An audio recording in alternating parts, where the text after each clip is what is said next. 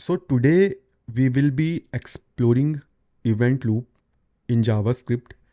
This is the agenda for today. First we'll see what is single thread, multi-thread.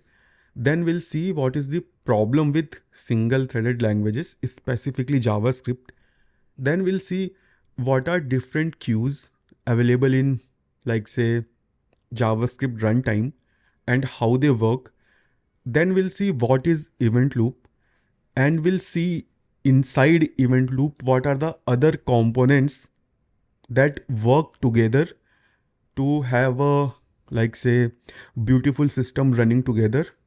And then we'll implement our own little, like say, event loop kind of functionality, where we'll see, like say, in detail ki how things are working internally. Okay, so we will not implement each and everything. We will implement things that will help us to understand the theoretical part.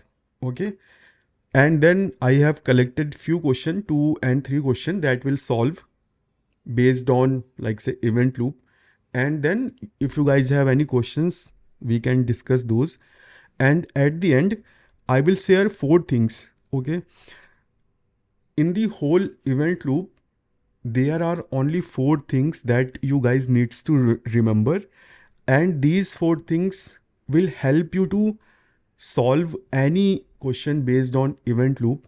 Like say, you can solve it within seconds. Okay, so if any of you guys leave in between in the recording, please do see these 4 things. Okay, because these 4 things are the crux, or you can say the resultant of this session. Okay, so all these hard work is just to understand these 4 things. So first of all, now let's start with single thread and multi-thread. So basically, single threading or threads is the concept of operating system. So basically, whenever we launch a program, like say Microsoft Word, Chrome, Photoshop, so a process starts behind the scene, and that process can have multiple threads. Okay, by having multiple threads, it means that I can do multiple things. For example, I can fetch data from server, I can take your photo, I can check your location. All these 3 things can happen at the same time. Okay, just like you are sitting in your sofa watching TV, eating something and replying someone on WhatsApp, listening music, everything is happening at the same time. So this is example of multi-threaded. JavaScript is a single threaded language. Whenever you open a tab, so for example, I have this tab opened. So now this tab is managed by only one thread. Whatever I do in this tab, there is only a single thread that will manage this thing. Okay. So for example, I open this google.com. Now, whatever I will do in this web page, there is only one thread. Okay. I can only do one single work at a given time. So this is like how single threaded and multi-threaded system works. JavaScript is a single threaded language. Java is a multi-threaded language. Okay. Now let's see what else we have. So humans are multi-threaded. Is it true or false? So this is true. We are multi-threaded. We can do multiple things at same time. Now one question, is there a condition scenario when we become unresponsive? So imagine जब हमें छींक आती है, जब हम sneeze करते हैं, हमारा सारा बॉडी सिस्टम स्टॉप हो जाता है. We can not do anything. Okay, so that same thing happens with browsers. अगर तुम कोई हैवी लोड या कुछ लाइक से हैवी कैलकुलेशन वाले ऑपरेशन रन करोगे, तो same thing will happen with your tab और your browser. That will become unresponsive. Okay, just like human beings, sneeze के केस में भी हम अनरिस्पॉन्सिव हो जाते हैं. Okay, and there is few things that I wanted to share with you guys, like say just to let you know कि this is how I learned event loop. And अगर तुम में से किसी को भी इवेंट लूप अभी तक नहीं पता और यू गाइज आर थिंकिंग कि भाई मुझे तो कुछ भी नहीं पता, I am left behind, so this might help you. Okay, so when I started my career in JavaScript, basically when I started my job, then I worked as an iOS developer, or after 3.5 years when I switched to web, this was JavaScript for me. I learned the data types, functions, loops, and little bit DOM manipulation, and I started like say working on the project because I was working for a service based company, and like say we had few projects to complete, so I directly started on them. I spent few months, then I discovered new things, and these were the new things like functional programming, hoisting, arrays, closures, objects. So these things were very fascinating to learn because I never heard kind of like say closures. This was very new to me. Behavior of objects, hoisting, these were very new terms. Then I spent again few months working in web. Then I discovered few more things like promises, iffy, currying. Again, I learned these things, and the span I learned over like say these things is like 2-3 years, not months, years, because I was working for a company, and for company your skills and your growth doesn't matter. That doesn't give them business. How much you deliver, that matters for them. So मैं basically काम पे ज़्यादा focus करता था because at the end that was the thing that will help you to grow and pay. और generally हम लोग जब इंटरव्यूज़ देते हैं तभी ये सारी चीज़ें डिस्कवर करते हैं और फिर हमें लगता है कि हमें पढ़ना चाहिए. So same was with me. जैसे जैसे इंटरव्यूज़ दिए, चीज़ें मैंने डिस्कवर की. When I learned these things, then new things came up: set timeout, immutability, event loop, ES6. And this is like say after 4 years working in JavaScript, I discovered these things कि भाई ऐसा भी कुछ होता है. Okay, जब इतनी सारी चीज़ें पढ़ी, then I discovered like say this thing. Of course React मैंने पहले पढ़ रखा था. ES7, ES8, अभी तो ES15-16 चल रहा है. Redux, Observables, Decorators, Next.js, Browser Tools. अभी अगर मैं थोड़ा और टाइम स्पेंड करूं तो I might discover more things.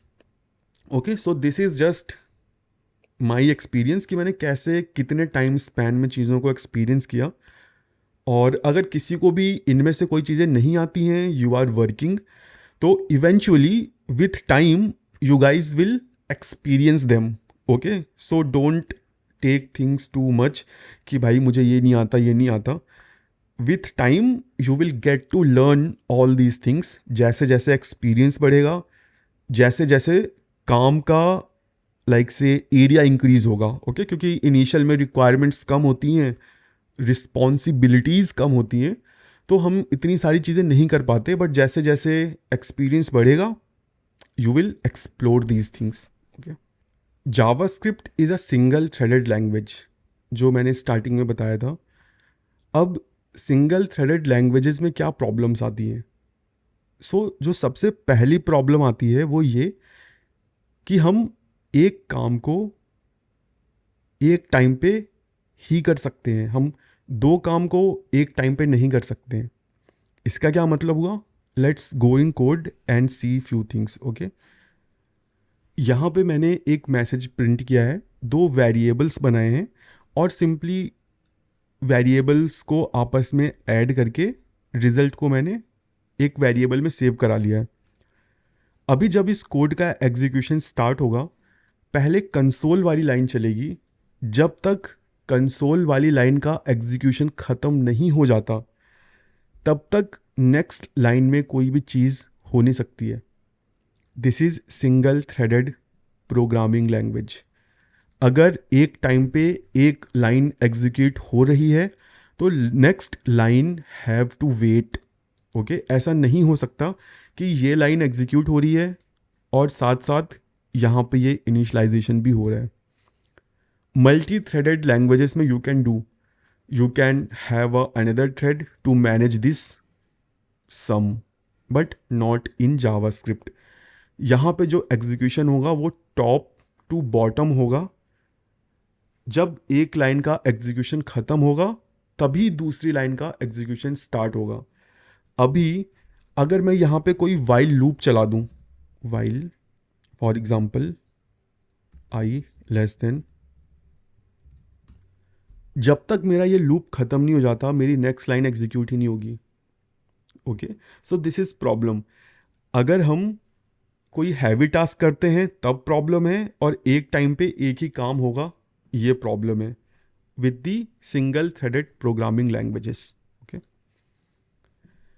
Again if code is long running, other piece of code have to wait. This is the problem. अगर इस प्रॉब्लम को मैं तुम्हें और विजुअलाइज करके बताऊं कि भाई एग्जैक्टली क्या मुझे दिक्कत देखने को मिलेगी, क्योंकि these are bunch of JavaScript code, I can not visualize the problem. So let's visualize the problem. Okay, so for that let me open my file explorer, go to my index. I have some demo ready just to demonstrate कि what havoc या हम क्या hazard cause कर सकते हैं JavaScript में. Okay, so simply मेरे पास एक इमेज है, गिफ है, सम टेक्स्ट, 2 बटन्स, और एक बटन पे मैंने डेमो फंक्शन कॉल किया है, but I don't have a demo function. So let's create a demo function. sol.log hello. Okay, let's go to the browser. यहाँ पे we have our beautiful UI. Let's open the inspect panel just to check कि भाई मेरा console चल रहा है, and yes, my console is working. Okay, if I open my console you will get to see hello. Okay, चीज़ें एकदम सही चल रही हैं. These 2 little penguins are typing. I can select the text. I can click on this button easily. Okay, now let's do one thing. While 1, let's run an infinite loop. Okay, now see, when I click on here, what happens? These 2 little cute penguins are still typing, but I cannot select the text. I cannot click on the buttons. क्यों? क्योंकि JavaScript का thread ये loop run करने में busy है. See, now I have to exit the page. Okay, let me exit it. अब यहाँ पे तुम्हें एक बहुत ही ब्यूटीफुल चीज़ मैं दिखाना चाहता हूँ कि how browsers are managing this thing. यहाँ पे जो GIF प्ले हो रही है, this is played by the browser. Browser इस GIF को प्ले कर रहा है, बट जब मैंने इनफाइनाइट लूप चलाया तो ये GIF नहीं रुकी. ब्राउज़र ने इस GIF को रन करने का जो लॉजिक है वो CPU से उठा के GPU में मूव कर दिया है. जब मैं इनफाइनाइट लूप चलाता हूँ तब मेरा CPU ब्लॉक हो जाता है, बट GPU चलता रहता है जो ग्राफिक्स के टास्क प्रोसेस करता है. This is not done by every browser. Okay, अगर मैं सेम एग्जाम्पल को सफारी में चलाऊँ, ओपन इट, ठीक है, अभी मैं यहाँ पे क्लिक करता हूँ, everything is frozen. I can not do anything, not the GIF is moving also.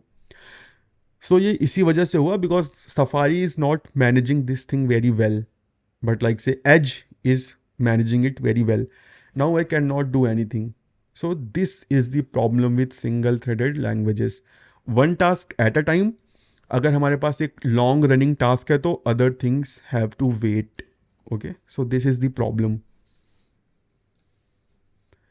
Now अब अगर हम एक टास्क को एक टाइम पे करते हैं तो कोई सिस्टम होना चाहिए, राइट? कैसे एक टास्क एक टाइम पे होता है मैं नहीं मानता. अगर मैं देखूँ ना किसी चीज़ को, so how can I believe कि भाई एक काम एक टाइम पे हो रहा है. सो जावास्क्रिप्ट में एक कॉन्सेप्ट होता है जिसे हम बोलते हैं call stack. Call stack is responsible for executing your code. ये जो भी कोड हम यहाँ पे लिखते हैं, ये सारा code line by line call stack में पुश होता है। कॉल स्टैक उसको एग्जीक्यूट करता है one by one. Call stack में एक टाइम पे you can only push one task. Okay, let's see it in a example. Let me undo all this code. So यहाँ पे मेरे पास जावास्क्रिप्ट का एक छोटा सा कोड है to make tea. Okay, let's prepare a tea. Console message, I am calling greet function. Greet function is simply doing a console log. Welcome to front-end master tea stall. And after that, I am calling this brew tea. Brew tea is calling add water in pan. Add water in pan is doing console log, calling turn on gas. Turn on gas doing console.log. Calling put pan on gas. Put pan on gas is doing console log. Calling add milk ginger sugar. Add milk ginger sugar is doing a console log. Calling wait to boil. Wait to boil is doing console log. Calling strain and drink. And strain and drink is drinking. Let's run this code in the browser. See, I have my console here. Let's prepare. Welcome to front-end master tea stall. Water added, flame on, put on gas, sugar, ginger, milk added, boiled for few minutes and drinking. अब यहाँ पे मैं call stack को कैसे visualise कर सकता हूँ? So let's go to this sources panel and let me expand it little bit. Let me add a breakpoint here. And here we have this call stack. Okay, let me reload the page. Now we will see कि भाई call stack में एक time पे एक चीज़ ही execute होती है. Okay, सो अभी मेरे कॉल स्टैक में क्या है? एनोनिमस. सी, ऐप JS1 पे मेरा जो कोड है वो रुका हुआ है. ओके, जहाँ पे है हमारा लिखा हुआ है let's prepare T. Call stack में सिर्फ एक ही कोड है एग्जीक्यूट होने के लिए. Let me step over, let me go to line 2. See, अभी कॉल स्टैक में सिर्फ ऐप JS लाइन नंबर 3 है. और लाइन नंबर 3 में क्या है? Greet function. अभी ग्रीट फंक्शन कॉल नहीं हुआ है, अभी हम ग्रीट फंक्शन के अंदर नहीं आए हैं. लाइन नंबर 3 पे अभी फंक्शन कॉल होना बचा है. So let me go inside greet. See, अभी मैं ग्रीट फंक्शन के अंदर आ चुका हूँ. ओके, अभी कॉल स्टैक में सिर्फ ग्रीट फंक्शन है. Let me again execute it. अभी मैं ग्रीट फंक्शन से बाहर आ चुका हूँ. ओके, अभी मैं ब्रूटी फंक्शन के अंदर पहुंच चुका हूँ. अब यहाँ पे देखो, जब तक जावास्क्रिप्ट में एक फंक्शन का एग्जीक्यूशन ख़त्म नहीं हो जाता तब तक दूसरे फंक्शन का एग्जीक्यूशन स्टार्ट नहीं होता. अगर हम कोड में देखें, पहले ग्रीट फंक्शन एग्जीक्यूट हुआ, फिर ब्रू टी एग्जीक्यूट हुआ. अब तुम यहाँ पे एक और चीज़ एक्सपीरियंस करना कि ये जो ब्रू टी है ये अभी कॉल स्टैक से हटेगा नहीं, क्योंकि इसका एग्जीक्यूशन अभी ख़त्म नहीं हुआ है. अभी ब्रू टू ने कॉल किया वाटर इन पैन को. वाटर इन पैन कॉल करेगा टर्न ऑन गैस को. टर्न ऑन गैस कॉल करेगा put pan on gas. Put pan on gas call करेगा ऐड मिल्क जिंजर शुगर. ये कॉल करेगा wait to boil. Wait to boil call करेगा strain and drink. अब strain and drink जब over हो जाएगा तब ये कॉल स्टैक से हट जाएगा. सी, अब जो स्टैक है अब वो खाली होना शुरू हो रहा है. हमने पहले कॉल स्टैक में टास्क पुश किए, अब हम जैसे जैसे टास्क ख़त्म हो रहे हैं उनको पॉप कर रहे हैं. सी, अब मैं ब्रू टी में आ चुका हूँ. ठीक है, line number 19. Where is the line number 19? इस लाइन पे मेरा कोड रुका हुआ है. ठीक है, अगर मैं तुमको दिखाऊं यहाँ पे, सी दिस ऑरेंज लाइन, यहाँ पे मेरा कोड रुका हुआ है. और अभी कॉल स्टैक में बस ब्रू टी है. जितने भी फंक्शंस थे उनका एग्जीक्यूशन ख़त्म हो चुका है. Okay, now let me again app JS7. 8, 9, 11, 54, what's in 54, script का एंड आ चुका है 54, और जब मैं इसको और आगे बढ़ाऊंगा तो मेरा call stack is empty. Okay, so this is how things work in call stack. जो हमारा कोड है वो 1 बाई 1 कॉल स्टैक में पुश होता है, कॉल स्टैक उसको एग्जीक्यूट करता है, और एग्जीक्यूट करने के बाद अपने मेमोरी से हटा देता है. ओके, सो अगर मैं इसको विजुअलाइज करवाऊँ तुमको, let me remove all these things. So अभी हमने डिस्कवर किया कि भाई हमारे पास कुछ कॉल स्टैक करके चीज़ होती है जिसमें हमारे टास्क 1 बाई 1 पुश होते हैं, और जैसे ही उनका एग्जीक्यूशन ख़त्म हो जाता है वो पॉप होते रहते हैं. तो कॉल स्टैक में जो चीज़ें हैं वो last in first out basis पे चलती हैं. Okay, just like a normal stack. So but what about timeouts, promises, DOM manipulation. Set time out में मैं चीज़ों को फ्यूचर में शेड्यूल कर सकता हूँ, प्रोमिसेस में एसिंक काम होते हैं, डॉम मैनिपुलेशन होता है. ये सारी चीज़ें कैसे होती हैं अगर कॉल स्टैक एक टाइम पे एक ही काम कर सकता है. अगर मैंने set time out call stack में डाल दिया तो कॉल स्टैक को तो वेट करना चाहिए जब तक टाइम आउट ख़त्म ना हो जाए, तब तक कुछ ना करे. बट ऐसा होता नहीं है. अगर मैं यहाँ पे कुछ ऐसा कोड लिखूँ, console.log 1 set टाइम आउट. सो यहाँ पे सिंपली 1 लॉग हो रहा है, 2 लॉग हो रहा है, 3 लॉग हो रहा है. जो मेंटल मॉडल मैंने अभी बताया कि भाई कॉल स्टैक में एक टाइम पे एक ही चीज़ पुश होगी, तो पहले तो console.log 1 जाएगा, देन सेट टाइम आउट जाएगा. जब तक ये एग्जीक्यूट हो नहीं जाता, कुछ एग्जीक्यूट नहीं होगा, और फिर 3 एग्जीक्यूट होगा. अगर मैं इस लॉजिक के साथ जाऊं तो पहले 1 आएगा, 2 आएगा, 3 आएगा. ठीक है, बट लेट्स सी कि क्या आता है. बट ऐसा हुआ नहीं. पहले 1 आया, 3 आया, 2 आया, 2 मेरा बाद में आया. हाउ दिस इज हैपनिंग, मतलब ऐसा क्यों हुआ. सो यहाँ पे जो मैंने अभी तक पढ़ाया उस हिसाब से चीज़ें नहीं चल रही हैं. यहाँ पे चीज़ें आउट ऑफ ऑर्डर हो रही हैं. ये आउट ऑफ ऑर्डर चीज़ें जो हो रही हैं वो एक स्पेशल कॉन्सेप्ट की वजह से हो रही हैं. उस स्पेशल कॉन्सेप्ट का नाम है web APIs.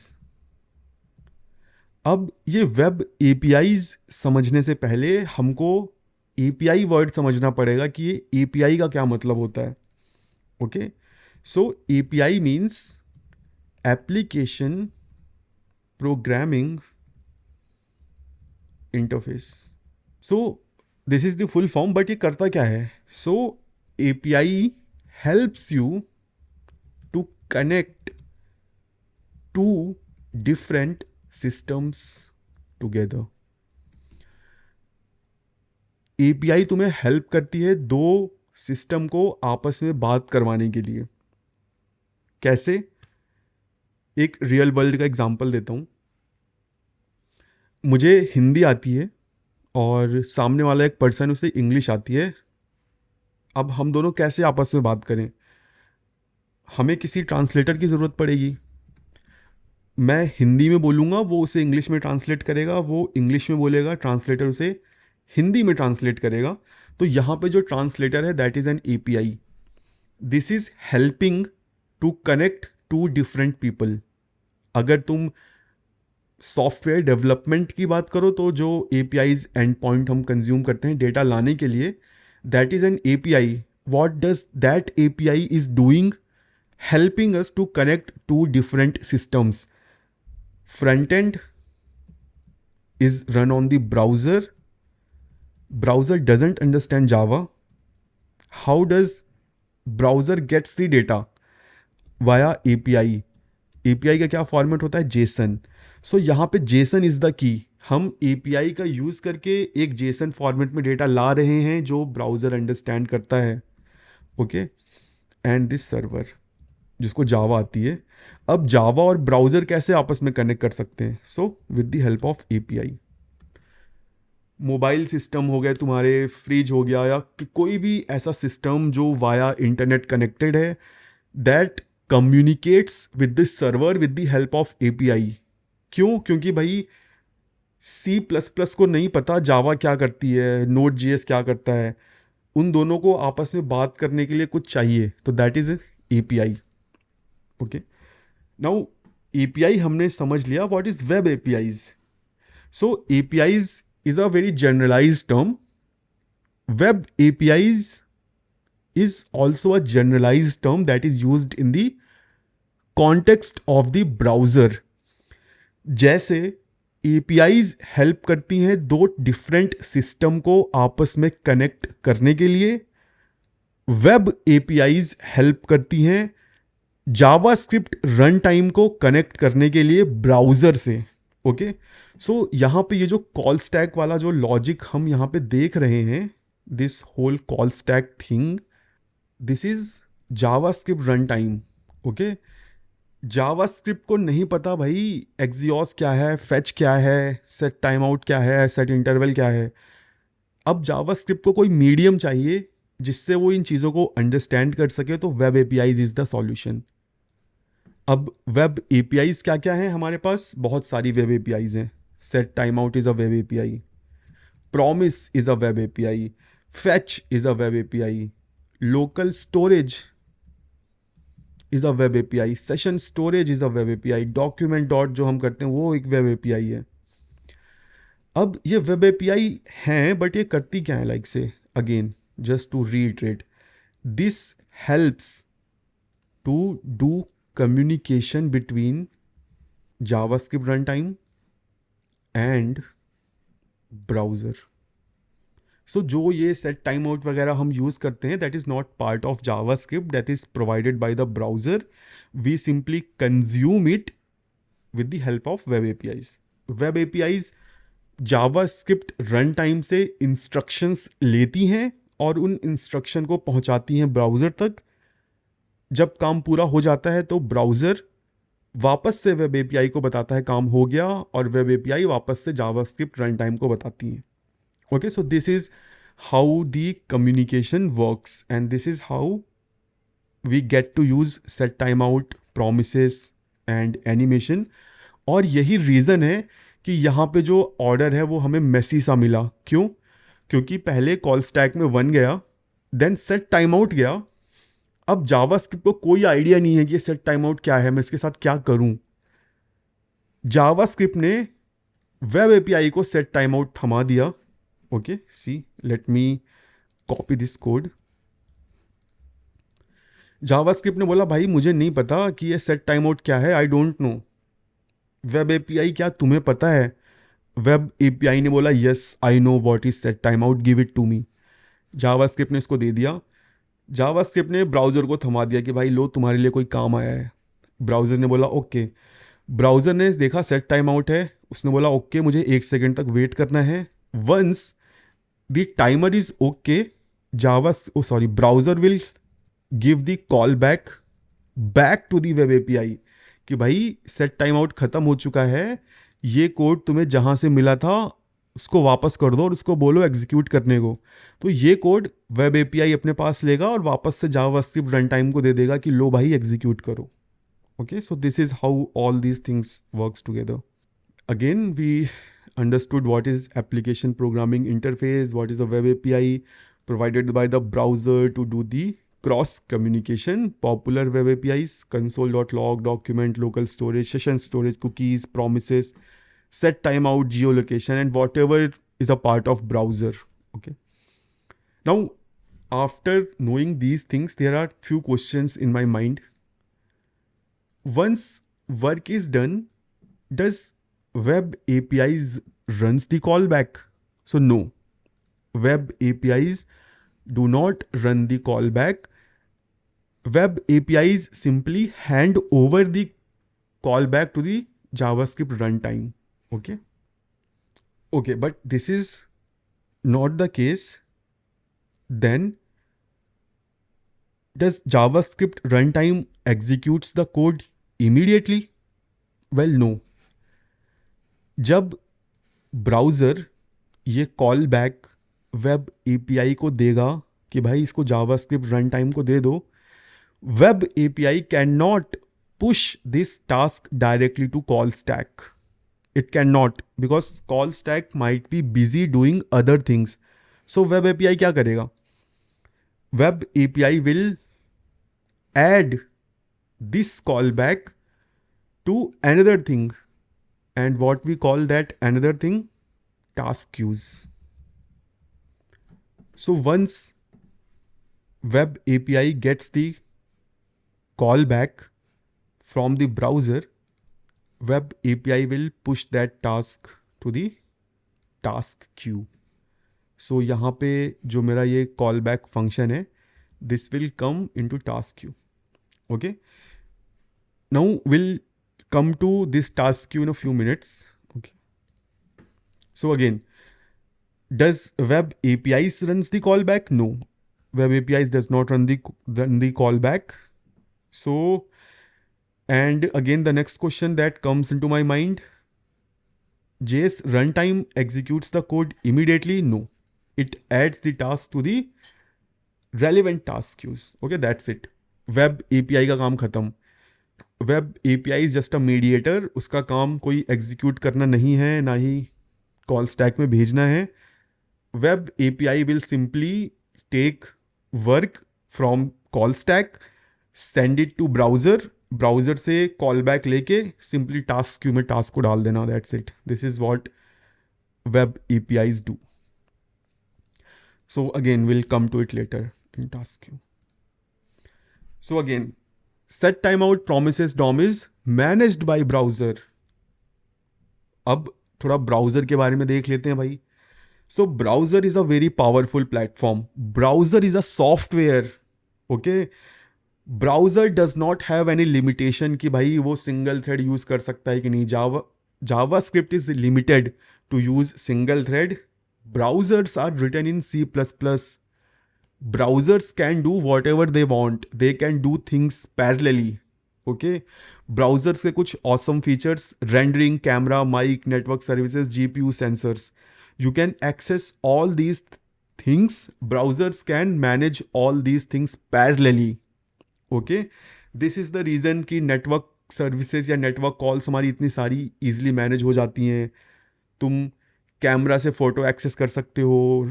Layouting, painting browser में बहुत सीमलेसली चलती है because browsers work on multiple threads. JavaScript can not. JavaScript will simply run on single thread. जो भी हैवी काम है जावास्क्रिप्ट ब्राउज़र को थमा देती है with the help of what web APIs. So again, let's add few things to the browser. Rendering, mic, location, sensors, camera, storage options, file system. So browser has access to all these things. Okay, JavaScript को अगर ये सारी चीज़ें चाहिए तो उसको request करनी पड़ेंगी with the help of web APIs.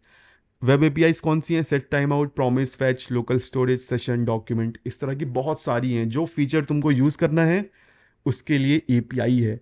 जिस तरह से जो डेटा चाहिए सर्वर से उसके लिए अलग एपीआई है, get, put, post, delete. Same goes with web APIs. You can simply relate web APIs to those APIs जिनका काम बस कम्युनिकेशन करना है. Okay, that's it.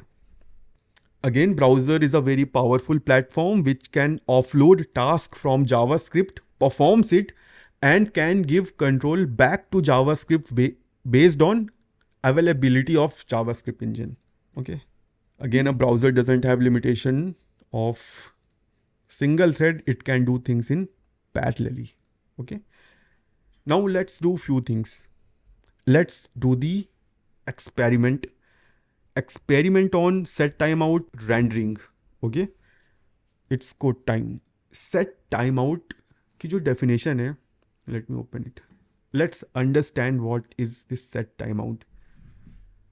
Used to schedule a callback that runs after specified time. Right? We all agree to this, right? This is 3 lines of code. Console.log, set timeout, console.log, and अगर मैं इसको run करूँगा तो we get our logs in the proper order जो हम expect कर रहे हैं। ओके, 132 123। अगर मैं इसको कर दूँ 100 ms तो I will get in 100 ms। अगर मैं यहाँ पे मल्टीपल कंसोल लॉग्स ऐड कर दूँ 20 30 3 4, let me remove this, 1 2 3, 1 2 3 proper order maintain हो रहा है। That supports my definition, used to schedule a callback that runs after specified time. Now it's time to bust this myth. This is a myth. Okay, let's bust it. What if I do this?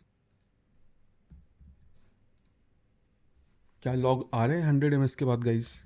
Definitely this is not 100 ms, right? तो this definition is completely wrong.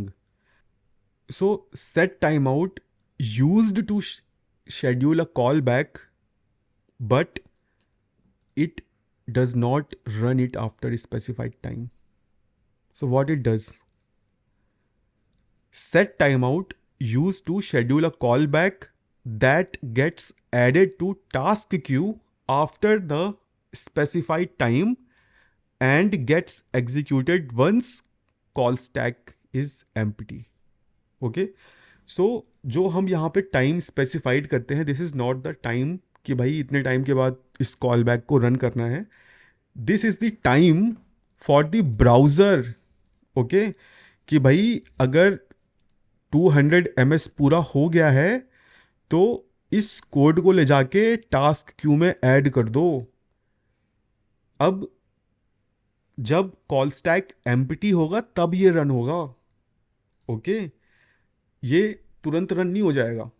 So this is the first mental model that you have to make. Okay, और ये कैसे यहाँ तक पहुँचता है I will explain in few minutes. So before we go to promises, I have few more things to show you guys. Okay, some fascinating stuff. Let me create this again, while one. So अभी अगर मैं इस पर click करूँगा तो सब रुक जाएगा, राइट? मैं अब कुछ नहीं कर पा रहा हूँ और थोड़ी देर में वो मेरे पास मैसेज आ जाएगा कि भाई your tab is unresponsive. But before that let me close it. क्या कोई ऐसा तरीका है जिससे मैं इनफाइनाइट लूप रन कर सकता हूँ? Well yes, there is a way. I can use set time out. मैं सिंपली यहाँ पे ये कर सकता हूँ, दैट्स इट। और मैं कंसोल भी ऐड कर देता हूँ just to let you know guys कि हाँ भाई ये काम कर रहा है। See, everything is working. I can click on other button too. I can click on this button multiple times. So अभी ये क्यों काम कर रहा है? Will come to it later. Will see the another example जो मुझे बताना है, और that is good example. So यहाँ पे मेरे पास देखो 2 डब्बे हैं, ठीक है। नाउ अगर मैं कुछ ऐसा करता हूँ आर डॉट, या फिर इसको मैं अच्छा सा नाम दे देता हूँ box dot style dot colour या background colour equal to red. Okay, अभी थोड़ा सा मैरून टाइप का है। I don't have any button to click it. I have to add a button also. Let me copy this. See, ये red हो गया है, ब्लू हो रहा है। Okay, so this is how JavaScript works. अब यहाँ पे अगर मैं कुछ ऐसा करता हूँ, what do you guys think कि अगर मैं इस बटन पे क्लिक करूँगा तो क्या होगा? क्या मुझे blue, red, green, yellow, lime, purple, orange, maroon सारे कलर दिखेंगे या क्या होगा? ठीक है, यस, डायरेक्टली मैरून दिखेगा। अब भाई इनका क्या हुआ? क्या अगर मैं डॉम मैनिपुलेशन करता हूं तो क्या वो भी 1 by 1 होता है? No, this is not JavaScript code, this is web API.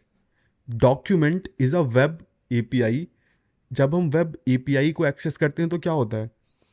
JavaScript run time of load the task from from JavaScript runtime to web API to web API to browser. Browser will do the work. Again, give the control back to the JavaScript runtime. So यहाँ पे जो मैंने ये code लिखा है, this is doing exactly same thing.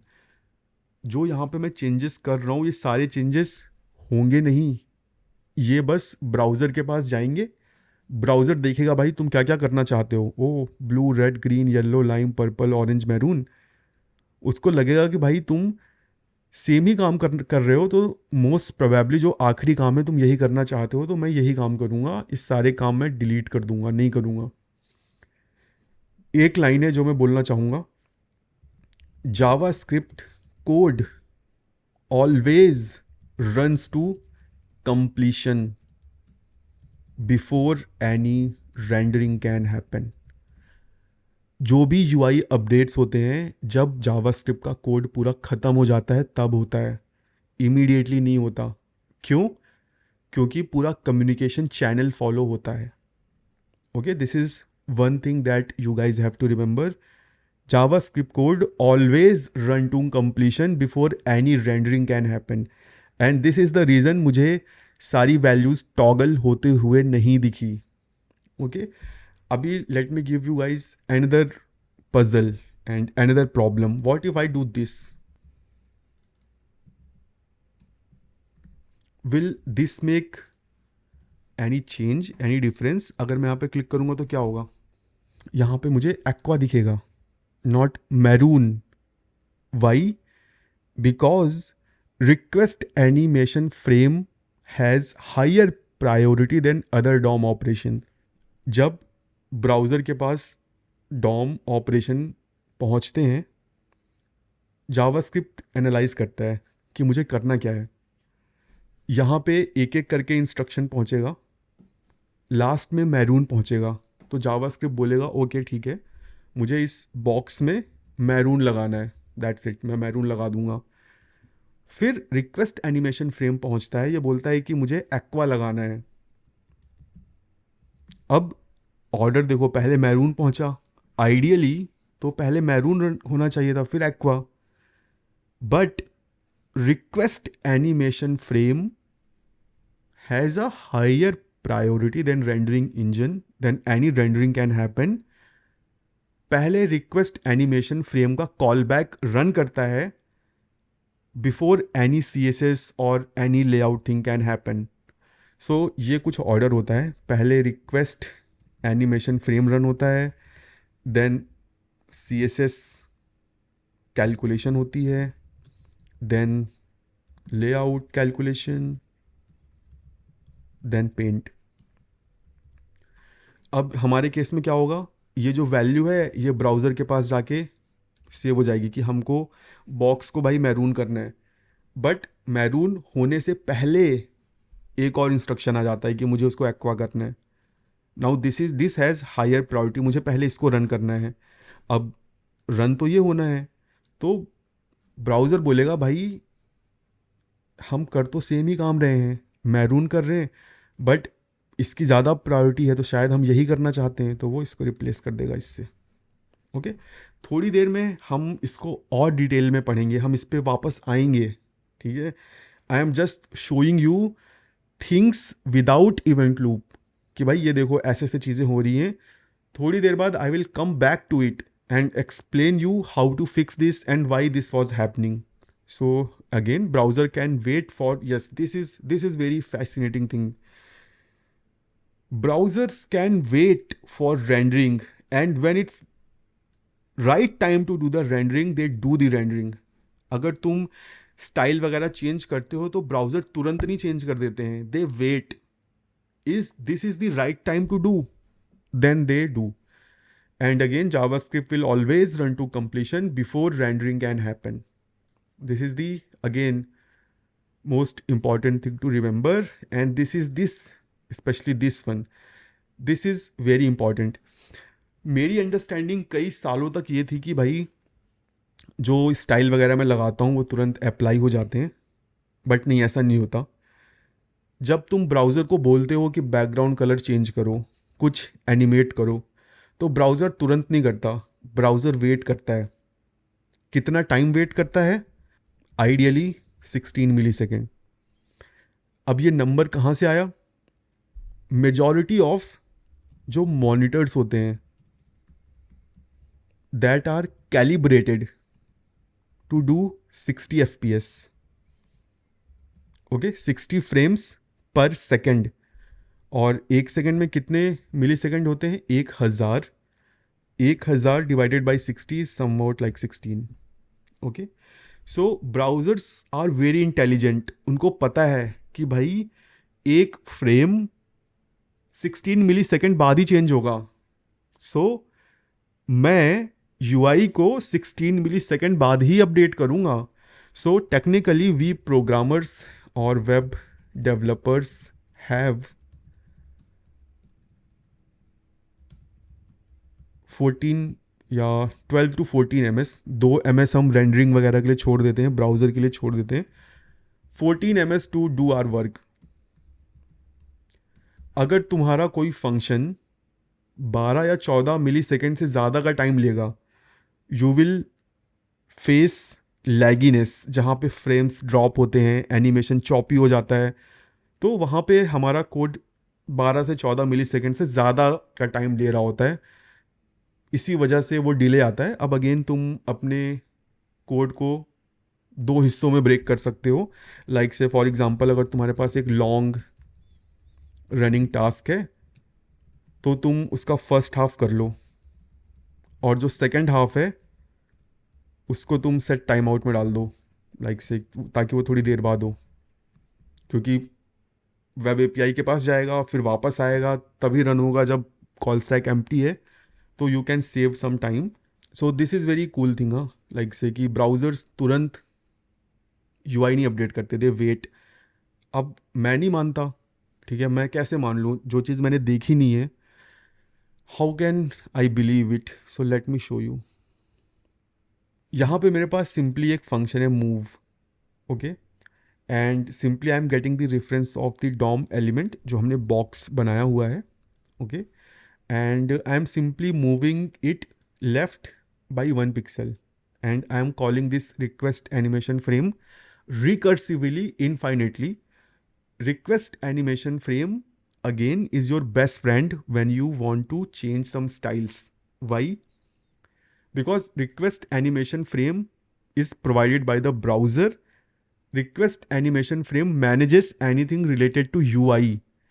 Browser जैसे ही request animation frame देखेगा, समझ जाएगा कि मुझे UI अपडेट करना है। ब्राउज़र UI को तभी अपडेट करेगा जब ज़रूरी होगा, otherwise it will not update. So let me call this function move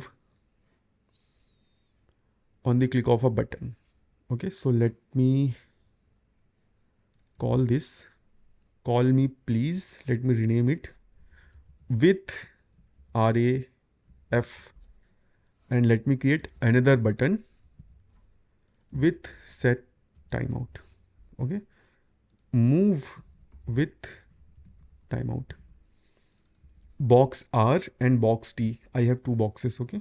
Let's go to our JS, move with timeout. Let me copy this code and let me update this code, box, and yeah, I have to do this set timeout, okay. So code is clear to you guys. मैं यहाँ पे recursively चीज़ों को call कर रहा हूँ। First move will called, ये कुछ करेगा, और फिर से रिक्वेस्ट एनिमेशन फ्रेम मूव को कॉल कर लेगा, और ये चलता रहेगा। Same with this move with timeout. इसमें कोई दिक्कत है? Like code is clear, right? So अभी मैं इस पर क्लिक करता हूँ। कोड सेव नहीं किया, nice nice. Let's see my red box is moving very smoothly. What if I do this? Same code है बट बिहेवियर देखो। सेट टाइम आउट वाला जो कोड है वो बहुत जल्दी जल्दी कॉल हो रहा है। रिक्वेस्ट एनिमेशन फ्रेम वाला जो कोड है वो बहुत ही स्लो चल रहा है। This box is moving 60 frames per second, but this box is not moving 60 frame per second, ये बहुत तेज़ी से जा रहा है क्योंकि सेट टाइम आउट में ऐसा कोई कैलिब्रेशन नहीं है कि भाई तुम्हें 16 मिली सेकेंड के बाद ही कॉल करना है। अभी अगर यहाँ पे मैं टाइम स्पेसिफाई कर दूँ लाइक से 14 और अभी करें तो see you can see the difference.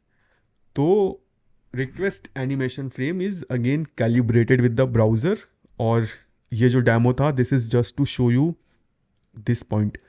Browsers can wait for rendering, and when it's right time to do the rendering, they do the rendering. Okay.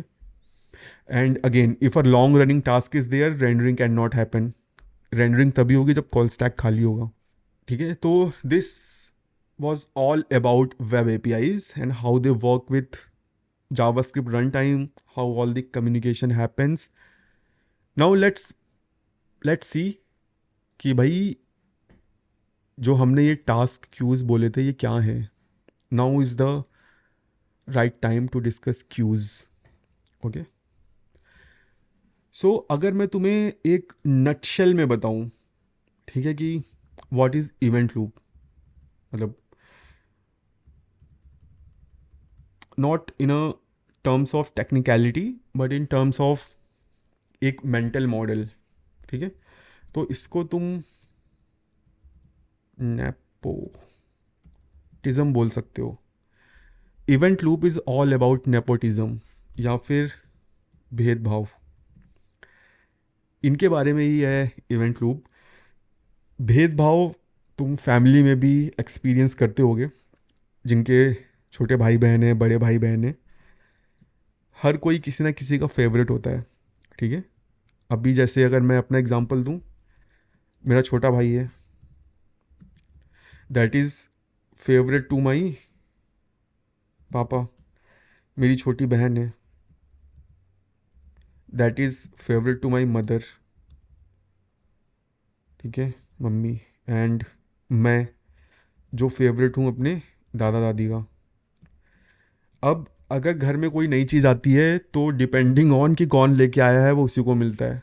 अगर दादा दादी लाए हैं तो मुझे मिलता है, मम्मी लाई हैं तो मेरी छोटी बहन को मिलता है, पापा लाए हैं तो मेरे भाई को मिलता है। इवेंचुअली हम तीनों को ही मिलता है बट एक डिफरेंट ऑर्डर के साथ। पापा में पहले भाई को, फिर बहन को, फिर मुझे। तो this is how things works in real life. और event loop is also based on that. Event loop भी भेदभाव करता है। ओके, कैसे भेदभाव करता है?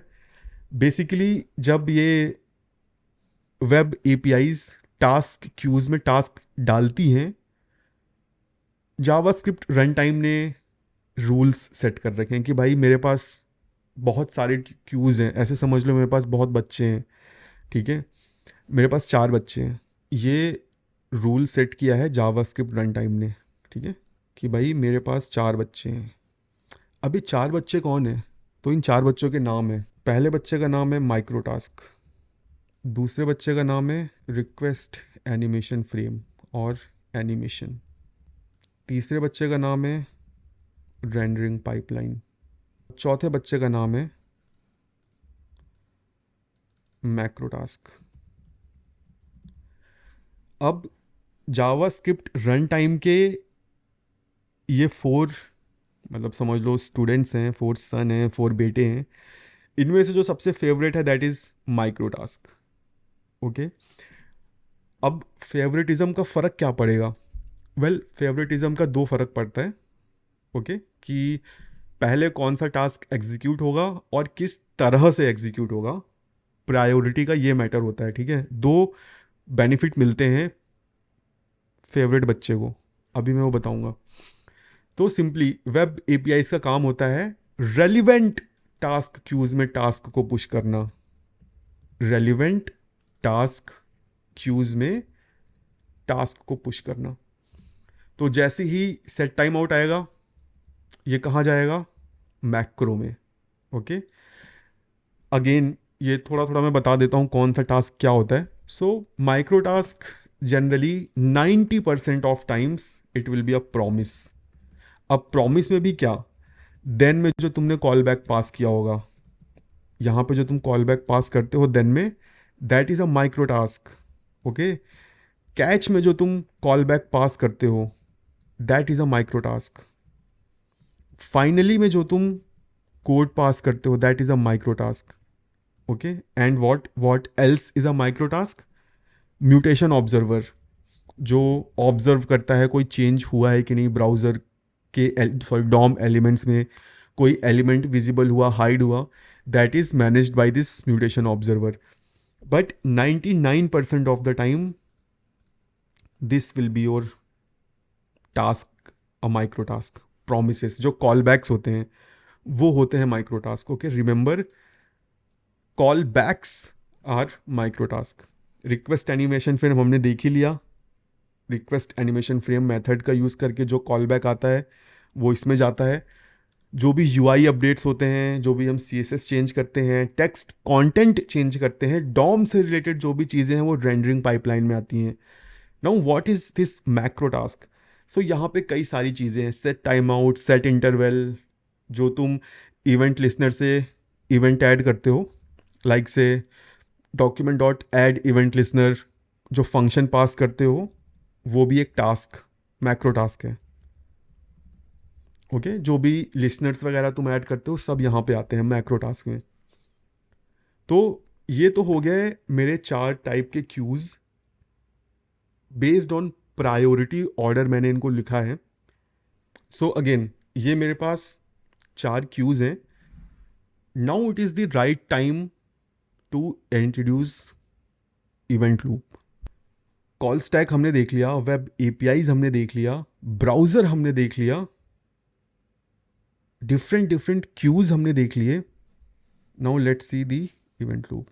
This is our event loop.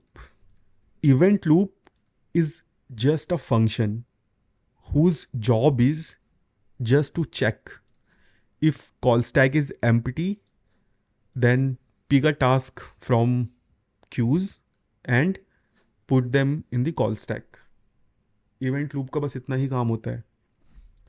Call stack को चेक करना कि क्या कॉल स्टैक एम्प्टी है. अगर आंसर मिलता है यस, तो बेस्ड ऑन प्रायोरिटी टास्क को निकालो क्यू से और कॉल स्टैक में डाल दो. सबसे पहली प्रायोरिटी मिलती है माइक्रो टास्क को, then request animation frame, then rendering, then micro task. So priority order का ये फ़ायदा होता है कि अगर मेरे पास हर क्यू में टास्क हैं तो पहले माइक्रो टास्क वाला क्यू जाएगा एग्जीक्यूट होने के लिए. ठीक है, और फिर रिक्वेस्ट एनिमेशन फ्रेम, फिर रेंडरिंग पाइपलाइन, फिर macro task. So this is the first benefit that you get based on your priority order. Event loop यहाँ पे ये भेदभाव करता है, जिसकी प्रायोरिटी पहले है पहले उसको एग्जीक्यूट करवाता है. ओके, एक और भेदभाव करता है,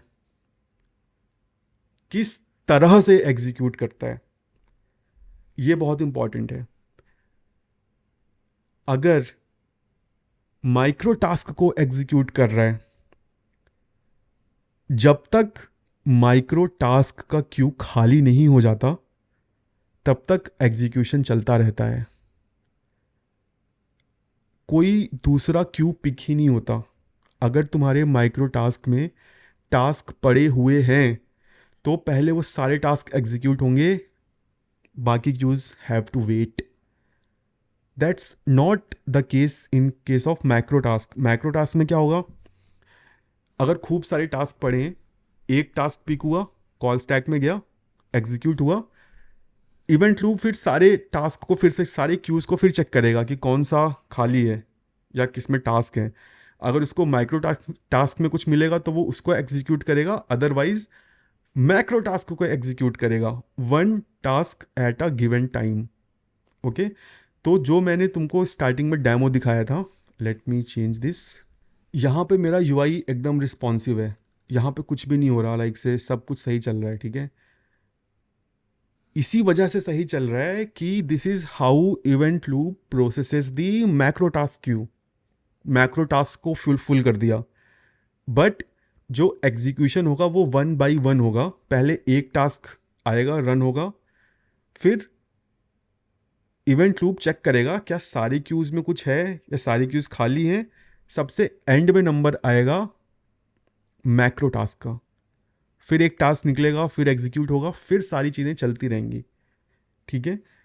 बट प्रोमिसेस में ऐसा नहीं होता। प्रोमिसेस की प्रायोरिटी ज़्यादा होती है, जब तक माइक्रो टास्क में क्यूज रहेंगे तब तक चीज़ें चलती रहेंगी। इसका एग्जांपल मैं तुम्हें दिखाता हूँ।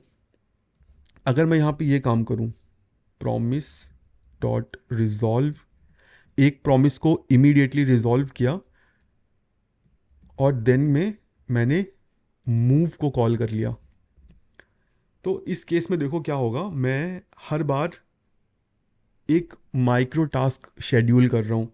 मेरा माइक्रो टास्क क्यू कभी खाली ही नहीं होगा, उसमें चीज़ें जाती रहेंगी और फिर मेरा यूआई अगेन रिस्पॉन्सिव हो जाए, अनरिस्पॉन्सिव हो जाएगा। सी, अभी मैं कुछ नहीं कर पा रहा हूँ, क्यों? क्योंकि मेरे माइक्रो टास्क क्यू में खूब सारे टास्क भरे पड़े हैं और मेरा इवेंट लूप फेवरेटिज्म के चक्कर में माइक्रो टास्क को ही प्रोसेस किए जा रहा है। एक बार अगर कंट्रोल माइक्रो टास्क क्यू में चला गया तो जब तक वो खाली नहीं हो जाता, इवेंट लूप उसको छोड़ेगा नहीं, ठीक है, सारे उसके टास्क एग्जीक्यूट करेगा।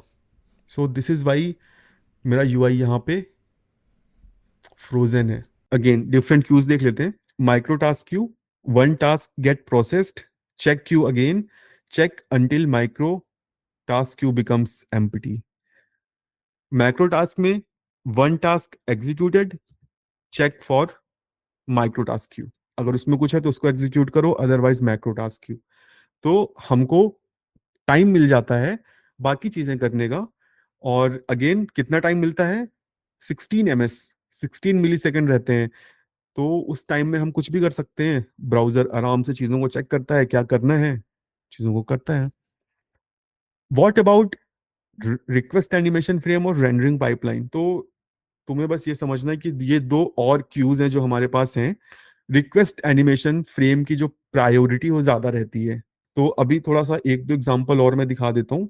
अभी मैं सिंपली यहाँ पे सेट टाइम आउट करता हूँ, सो डॉट लॉग 1 और सेट या फिर request animation frame callback function.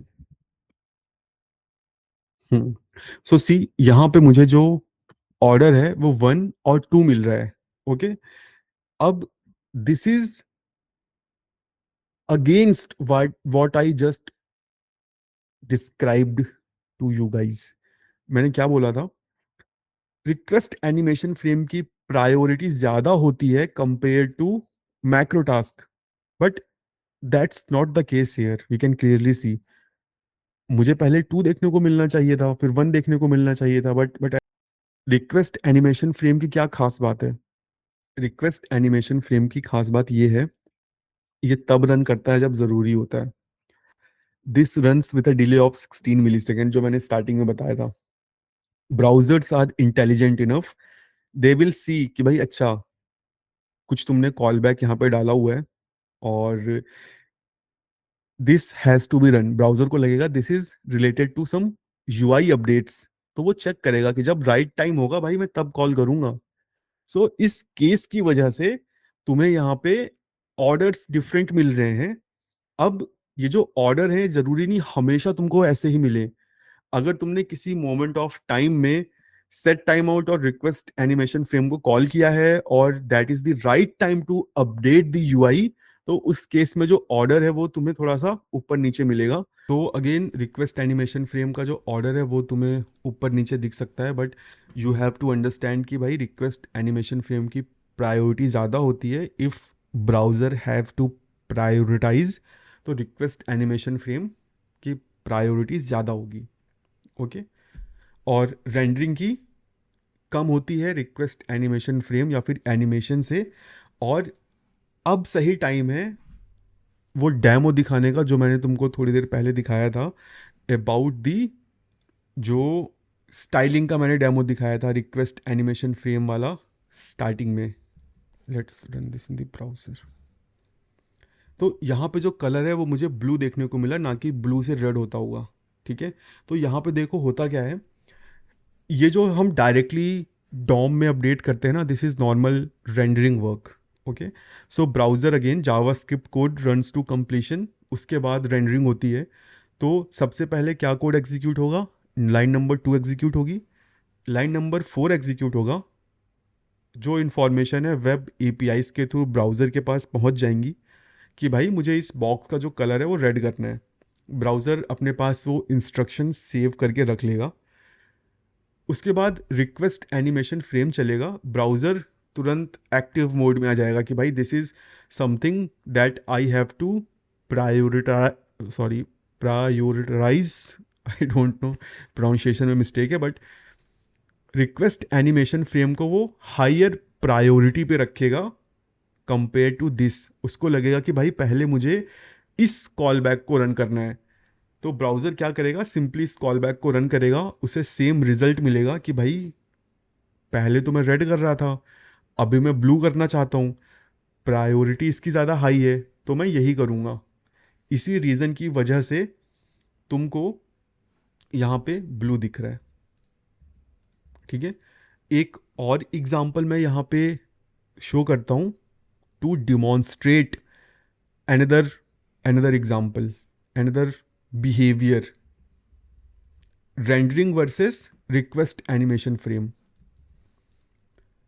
तो अब देखो यहाँ पे मेरे पास दो पीस ऑफ कोड है। एक है जिसमें मैंने क्या किया है, जो मेरा बॉक्स है उसको मैंने 1000 पिक्सल एक्स आगे, मतलब एक्स एक्सिस पे मूव किया है, और फिर रिक्वेस्ट एनिमेशन फ्रेम का यूज़ करके मैंने उसको 500 पिक्सल पे लेके आने की कोशिश कर रहा हूँ। उसको भी मैं कमेंट कर देता हूँ और इसको मैं कर देता हूँ मूव। ओके, लेट्स सी कि क्या होता है ब्राउज़र में। क्या ये तुमको 1000 पे जाता हुआ दिख रहा है? अगर मैं इसको कमेंट कर दूं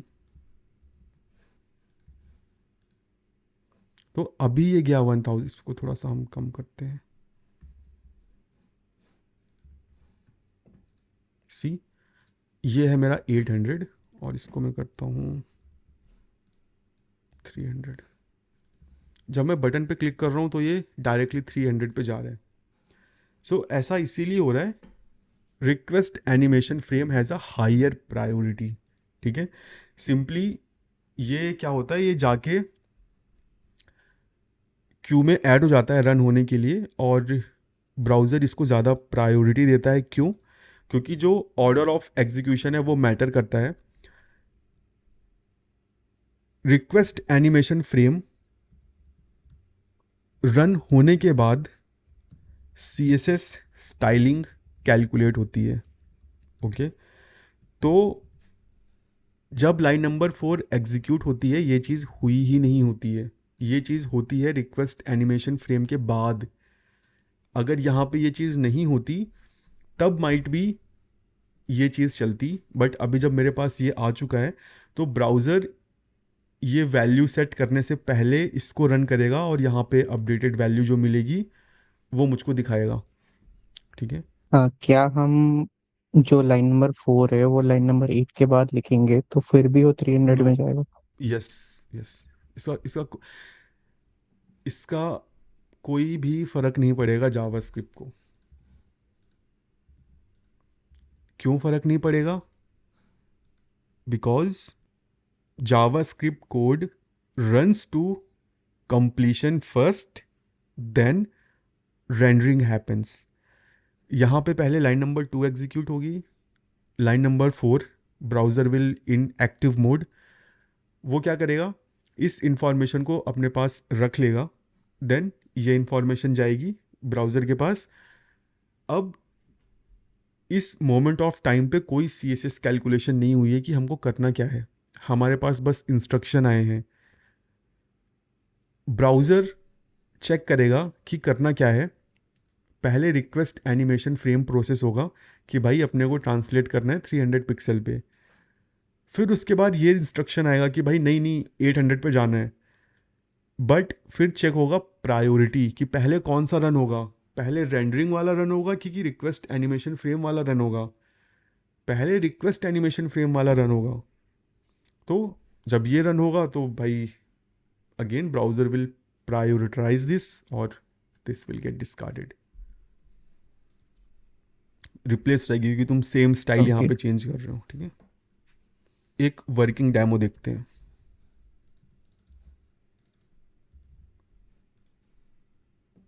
ठीक है, तो अभी अगर मैं चाहता हूँ कि भाई मैं पहले 1000 पिक्सल पे जाऊँ और फिर वापस से 500 पे आऊँ, तो मुझे रिक्वेस्ट एनिमेशन फ्रेम 2 बार यूज़ करना पड़ेगा।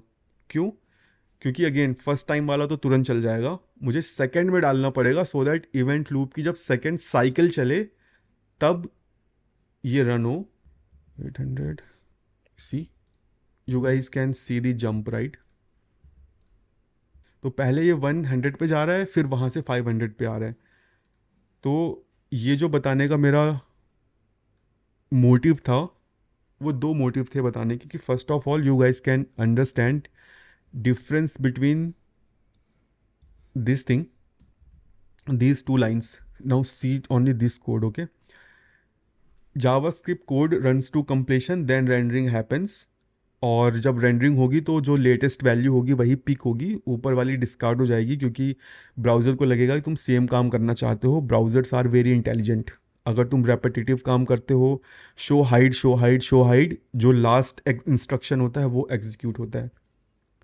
अब अगर तुमको ये करना है तो you will try this thing, कि भाई चलो मैं रिक्वेस्ट एनिमेशन फ्रेम यूज़ कर लेता हूँ, क्योंकि request animation frame might be like से डिले के बाद कॉल हो, पहले ये रन होगा फिर ये रन होगा, but that's not the case. क्यों? क्योंकि रिक्वेस्ट एनिमेशन फ्रेम किसी भी लेआउट, कैलकुलेशन, CSS स्टाइलिंग से पहले रन होता है, उसकी प्रायोरिटी ज़्यादा होती है। अगर पहले से कोई इंस्ट्रक्शन पड़ा है तो वो कंप्लीटली डिस्कार्ड हो जाएगा अगर वो सेम है जो तुमने रिक्वेस्ट एनिमेशन फ्रेम में डाला है। तो अभी अगर मुझे ये बिहेवियर चाहिए ही चाहिए तो मुझे एक दूसरा रिक्वेस्ट एनिमेशन फ्रेम यूज़ करना पड़ेगा, सो दैट मैं इवेंट लूप की सेकंड साइकिल में जाऊं, ओके, उसमें चीज़ें चलें। अब यहाँ पे मैंने एक नया टर्म बोला, साइकिल। ये साइकिल वर्ड क्या है? तो दिस इज़ वेरी इंपॉर्टेंट। जो भी हमारा कोड है वो एक बार में एग्जीक्यूट नहीं होता है, मल्टीपल बार कोड हमारा चेक होता है, मल्टीपल साइकिल्स होती हैं हमारे कोड की। कैसे चीज़ें काम करती हैं देखो।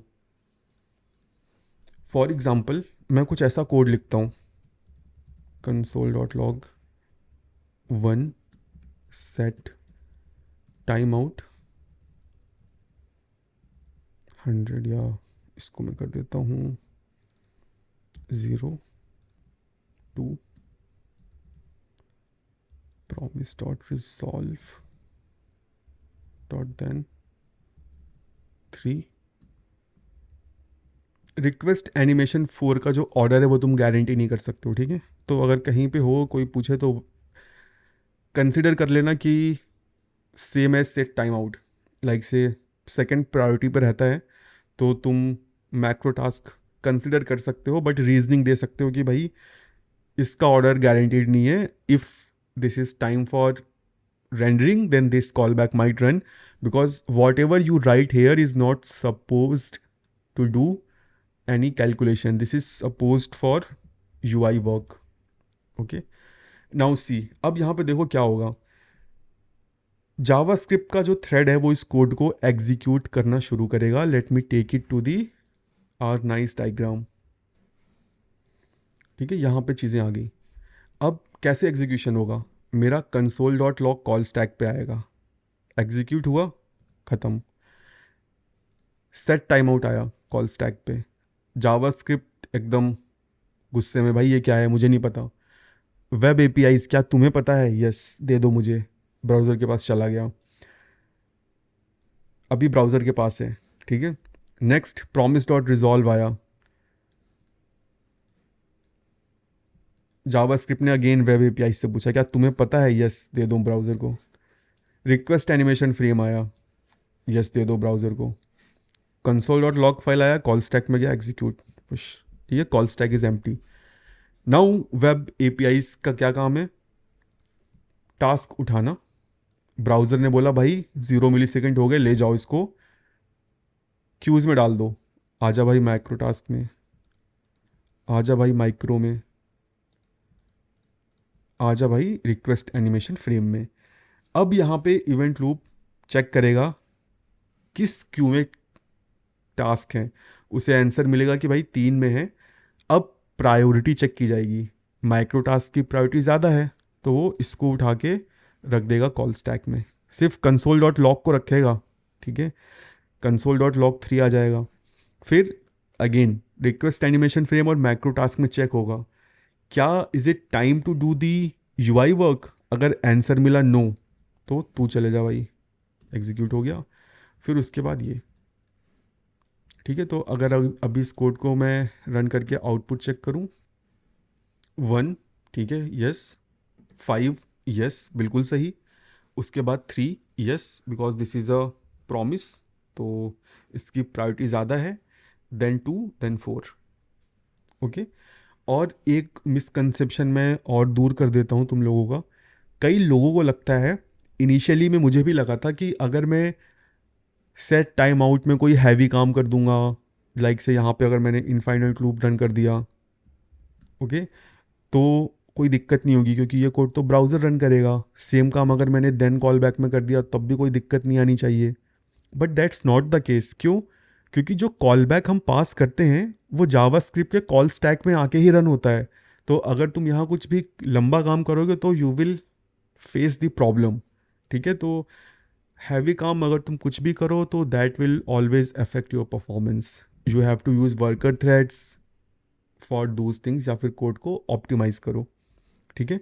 तो अब मैं एक समरी दे देता हूँ कि how does this event loop works, okay. हमारे पास एक जावास्क्रिप्ट का रन टाइम होता है। अब जावास्क्रिप्ट रन टाइम में ना ये चीज़ें होती हैं, देखो, this is the part of JavaScript run time जिसमें कॉल स्टैक, इवेंट लूप और टास्क क्यूज आते हैं, ठीक है। This is in JavaScript run time. JavaScript run time के बाहर की जो दुनिया है वहाँ पे वेब एपीआईज हैं जो ब्राउज़र ने दी हैं जावास्क्रिप्ट को कि भाई तुम्हें ब्राउज़र से रिलेटेड कोई भी काम करना है तो इनको यूज़ कर लो। अब सेट टाइम आउट प्रोमिस से जो भी हम यूज़ करते हैं that is managed bye web APIs. जैसे ही जावास्क्रिप्ट इंजन को ये कोई काम दिखता है सेट टाइम आउट वगैरह, वो तुरंत ब्राउज़र को वो काम थमा देता है। जब वो काम पूरा हो जाता है ब्राउज़र वापस से वो सारे काम क्यूज़ में डाल देता है। यहाँ से इवेंट लूप का काम शुरू हो जाता है। Event loop based on priority check करता है कि भाई किस क्यू में काम है और वहाँ से वो काम उठा के कॉल स्टैक में डाल देता है अगर कॉल स्टैक एम्प्टी है, ओके। जो प्रायोरिटी ऑर्डर है वो है micro task, request animation frame, rendering pipeline, then macro task. एक सेकंड भेदभाव है जो इवेंट लूप करता है, how it processes different queues. अगर माइक्रो टास्क क्यू है चलाते रहो जब तक माइक्रो टास्क क्यू खाली ना हो जाए। अगर वो मैक्रो टास्क है, 1 बाई 1 एक टास्क लो, एग्जीक्यूट करो, अगेन इवेंट लूप की सेकंड साइकिल स्टार्ट करो, ओके। रिक्वेस्ट एनिमेशन फ्रेम में क्या होता है, रेंडरिंग पाइपलाइन ये कैसे एग्जीक्यूट होती है, तो यहाँ पे भी भेदभाव होता है। यहाँ पे क्या भेदभाव होता है, यहाँ पे ये भेदभाव होता है कि for example current moment of time में तुम्हारे पास 10 टास्क हैं रिक्वेस्ट एनिमेशन फ्रेम में। अगर 10 के 10 टास्क एग्जीक्यूट हो रहे हैं तो वो सारे एग्जीक्यूट होंगे, अगर कोई नया आएगा तो वो एग्जीक्यूट नहीं होगा, ठीक है। सो this is the difference in the way of execution, okay. So what is event loop? Event loop is a function which runs infinitely in browser whose job is to check if call stack is empty, then push a task from task queues based on the priority order of the task queues. Event loop works in sync with rendering pipeline and animation. If it is time to do rendering, rendering will happen. Otherwise, you can run your task. Again, if a task is taking time, then rendering has to wait. क्योंकि जब तक call stack खाली नहीं होगा rendering नहीं हो पाएगी। Rendering happens when it's needed, okay. Again different components होते हैं हमारे पास इवेंट लूप के, call stack, web API, task Q, render Q, macro task, event loop. इसमें कोई डाउट वगैरह हो तो बताओ। इस पूरे यही है हमारा इवेंट लूप, ओके, यही है पूरा कॉन्सेप्ट इवेंट लूप का। अब जितने भी डाउट्स वगैरह हैं I can take. Rendering pipeline वो क्या है? रेंडरिंग पाइपलाइन में तुम्हारे सारे डॉम अपडेट्स जाते हैं, ठीक है। Style dot colour red, text content, append child, जो भी तुम डॉम में अपडेट करते हो that is called rendering pipeline, या that is a rendering work. Rendering pipeline में सिर्फ रेंडरिंग होता है या सीएसएस भी अप्लाई होता है? दोनों चीज़ें। Rendering pipeline is a combination of all the UI work, CSS calculation, layouting, painting, जो भी ब्राउज़र पे तुम अपडेट मारते हो सारी चीज़ें रेंडरिंग पाइपलाइन में जाती हैं। Okay. Request animation framework in the sense that creates the layout actually. No no no no, so see, जब भी हम element dot style dot colour equal to red करते हैं, ठीक है, तो तीन चार चीज़ें होती हैं। सबसे पहली चीज़ स्टाइल कैलकुलेशन होती है, ओके, कि एलिमेंट की ओके। लुक एंड फील क्या है। लेआउट कैलकुलेशन होती है कि जो तुमने स्टाइलिंग चेंज की है क्या उसने डायमेंशन पे कुछ चेंज किया है क्या। जब भी हम किसी एलिमेंट में कोई भी यूआई अपडेट करते हैं या डॉम से छेड़छाड़ करते हैं, तीन चीज़ें होती हैं इन स्पेसिफिक ऑर्डर। पहले स्टाइल कैलकुलेशन होती है, देन लेआउट कैलकुलेशन होता है, और लास्ट में पेंटिंग होती है। पेंटिंग इज क्या है? Painting is the process to show all the calculation